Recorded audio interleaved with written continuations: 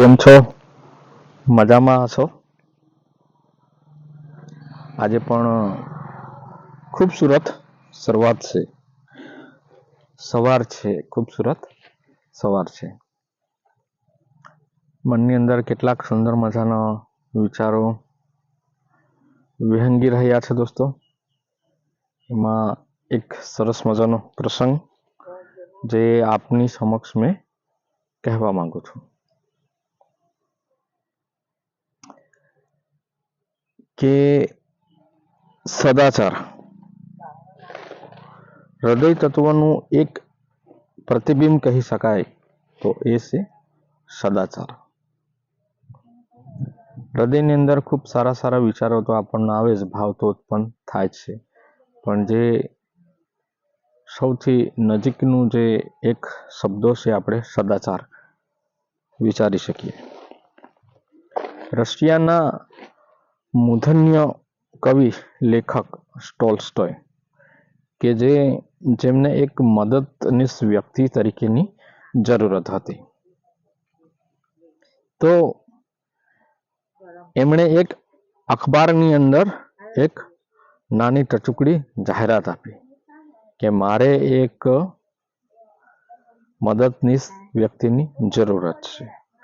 તો જે ટોલ્સ્ટોય હતા, બીજે દિવસે ઘણા બધા વ્યક્તિઓ એમને ત્યાં ઉપસ્થિત થયા. તેમાંથી એમણે એક જે વ્યક્તિ હતો એ વ્યક્તિની પસંદગી કરી.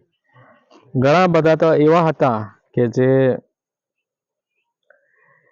ટોલ્સ્ટોય હતા, એમના મિત્રો કે સગા સંબંધી કે એમની ભલામણ ચિઠ્ઠી લઈને આવ્યા હતા.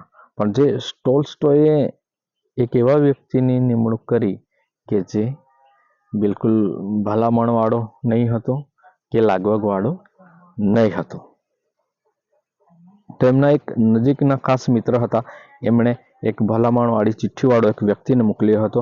તો એમણે એમનું સિલેક્શન નહીં કર્યું, તો એમને થોડું દિલમાં લાગી આવ્યું, એટલે એમની ટોલ્સ્ટોયની મુલાકાત માટે આવ્યો. તો મિત્ર કહ્યો કે તમે મારા વ્યક્તિને કેમ નહીં લીધો?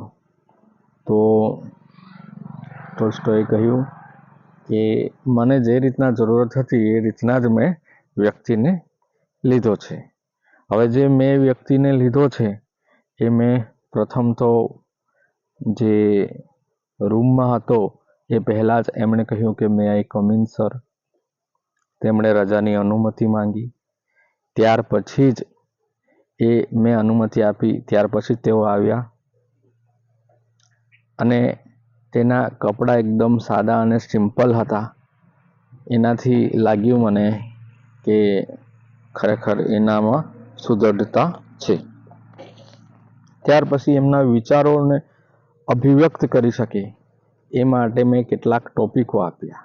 તો એમના અક્ષરો સુંદર હતા અને એ અક્ષરોમાં એમણે પોતાના વિચારો, ભાવોને સરસ મજાના અભિવ્યક્ત કર્યા. એ પ્રમાણે તે વિચારોનું જે અભિવ્યક્ત કરી શકવાની એમનામાં જે ભાષા અને શૈલી હતી તે પણ મને ગમી.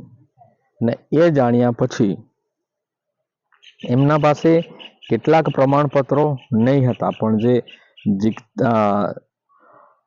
જીવતા જાગતા જે સારામાં સારા એમના આચાર, વિચાર, વાણી, વર્તન, વ્યવહાર એ પ્રમાણેના સંસ્કારોના જે પ્રમાણપત્ર હતા એ ખરેખર આબેહૂબ હતા, વાસ્તવિક હતા, હકીકતવાળા હતા. અને એ વ્યક્તિ જ્યારે પોતાના મારી પાસેથી ગયો ત્યારે આભાર વ્યક્ત કરીને ત્યાર પછી અનુમતિ લઈને બહાર ગયો. એટલે જે રીતના મને જોઈતો હતો તે રીતના મેં વ્યક્તિની પસંદગી કરી. તો ટોલ્સ્ટોયની આ વાત સાંભળીને એમનો જો નજીકનો મિત્ર હતો તો એમણે કહ્યું કે તમારી વાત સાચી છે, તમે જે કર્યું એ બરાબર જ કર્યું છે. તો ખરેખર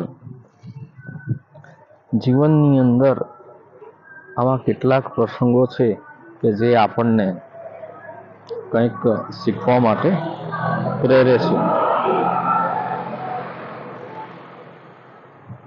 તો જીવનની સફરની અંદર એવા પ્રસંગો આપણા માટે જરૂરી બની રહે છે.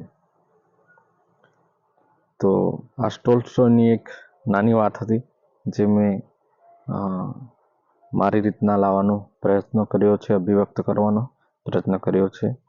તો દોસ્તો બસ આ એક નાનો પ્રસંગ હતો. Thank you.